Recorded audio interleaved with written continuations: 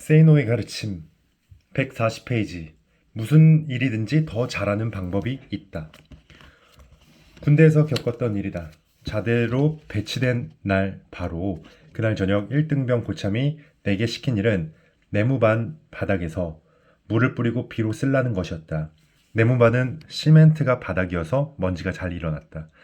나는 물 바가지에 물을 받아와 그 물을 손으로 뿌렸다. 물론 나는 쫄병이었기 때문에 잔뜩 긴장한 상태에서 한 대라도 덜 맞아보고자 최선을 다해 정말 최선을 다해서 물을 조심스럽게 뿌렸다.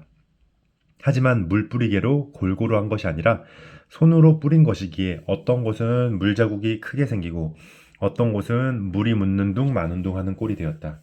그 모습을 본 고참은 나를 화장실로 데려가 몇 대 쥐어박은 후 물 뿌리는 법을 설명하였다. 그것은 가볍게 움켜쥔 손을 바가지 물속에 담근 뒤 재빨리 꺼내면서 다섯 손가락을 빠르게 쫙 벌리며 물을 사방에 튕기는 것이었다. 그렇게 하니 시멘트 바닥에 생기는 물 입자의 크기는 모두 쌀알만 하였다. 물 뿌리개로 물을 뿌린 것보다도 입자가 더 고왔고 정말 예술이었다. 무슨 일이건 더 잘하는 방법이 있다는 것을 나는 군대에서 맞아가며 배웠다.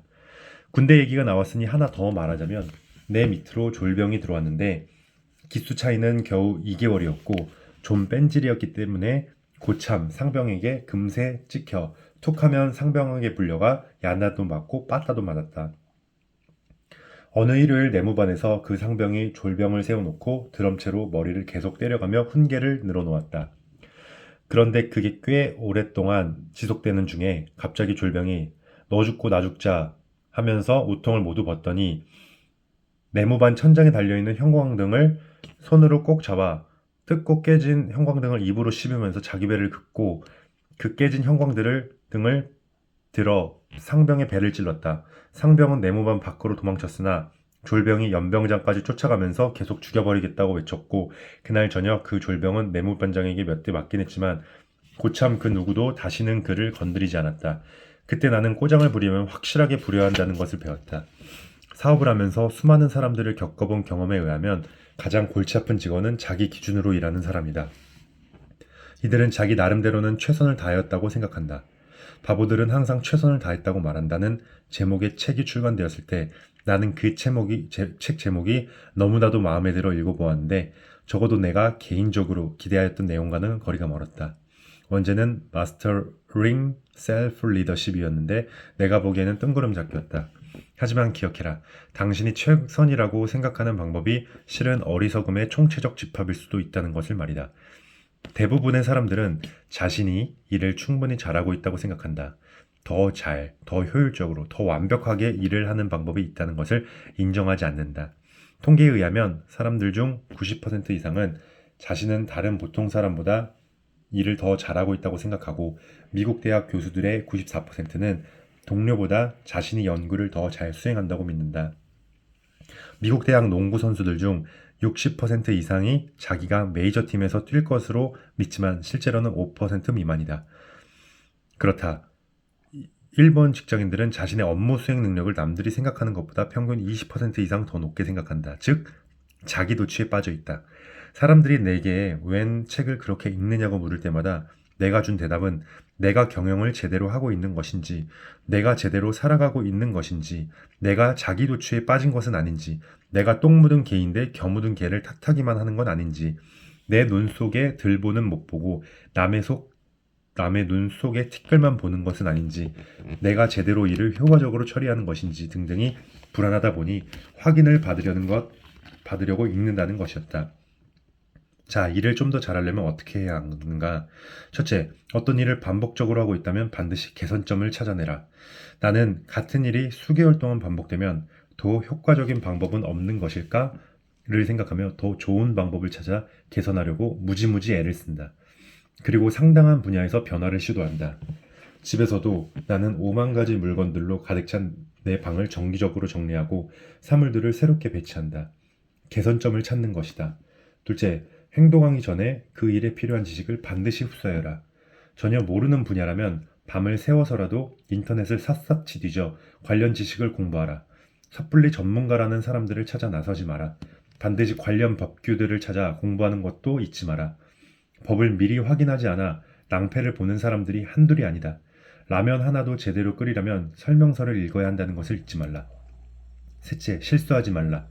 중국 음식점에 짜장면을 시켰는데 배달원이 단무지나 젓가락을 안 가져오는 경우를 한두 번은 경험하였을 것이다. 당신이 배달한다면 전혀 그런 실수를 하지 않을 것이라고? 글쎄다. 사람의 발이 밟는 땅은 불과 며칠에 지나지 않는다. 그러면서도 한자가 넘는 다리에서도 잘 떨어진다. 기본적으로 실수는 자만에서 나온다.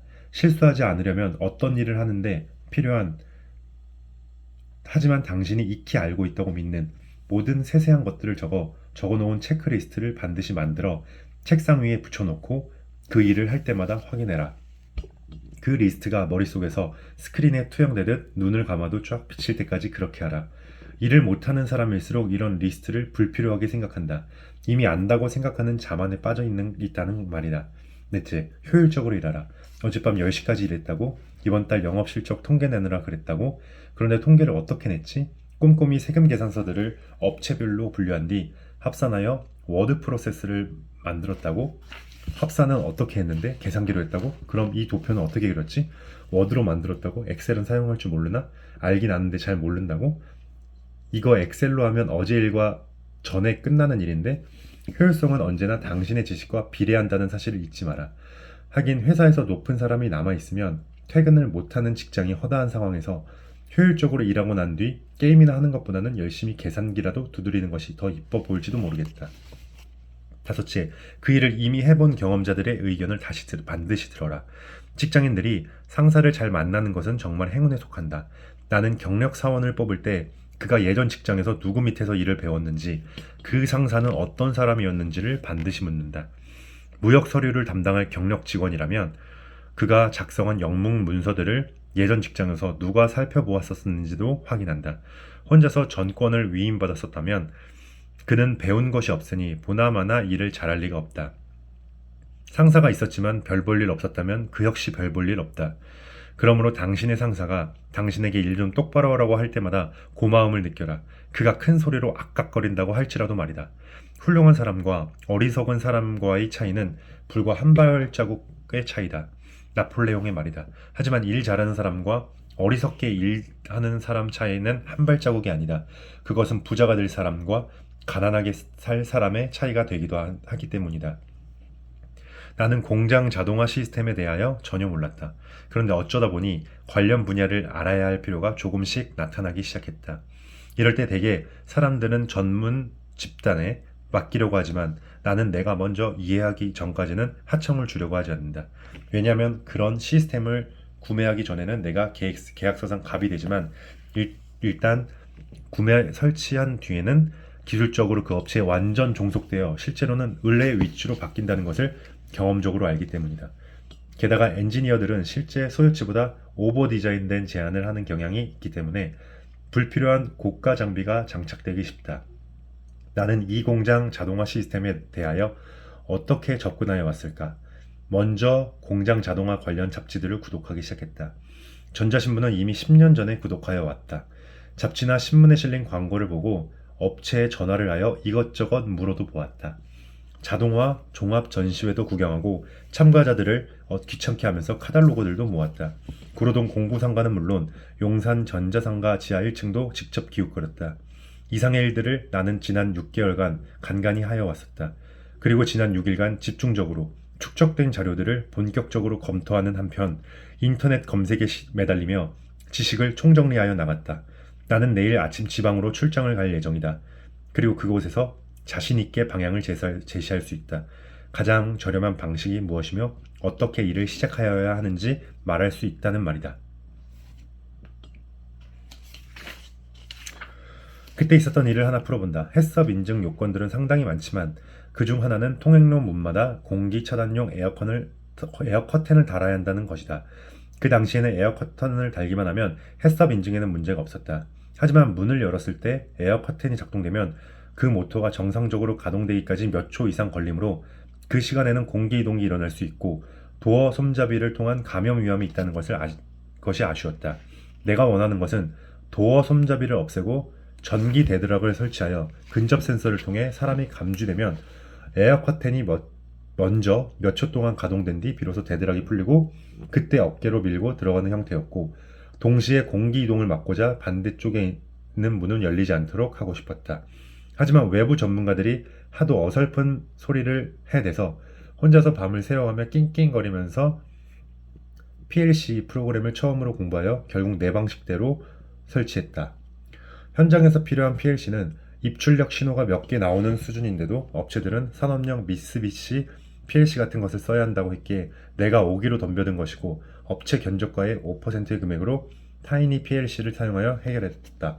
모르면 괴롭고 알면 즐겁다. 세이노의 가르침. 굉장히 현실적이고 아주 실용적인 것을 얘기해 주셨습니다. 오늘 말씀의 핵심은 내가 일을 하면서 이것을 조금 더 효율적으로 할 수 있는 것인지를 생각해보고 조금 더 고민을 해보라는 것입니다. 반복적으로 되어지는 것이 있다면 그것을 깨고 조금 더 잘할 수 있는 방법이 없는가 계속 고민하는 것입니다. 마무리 말씀은 모르면 괴롭고 알면 즐겁다입니다. 이상입니다.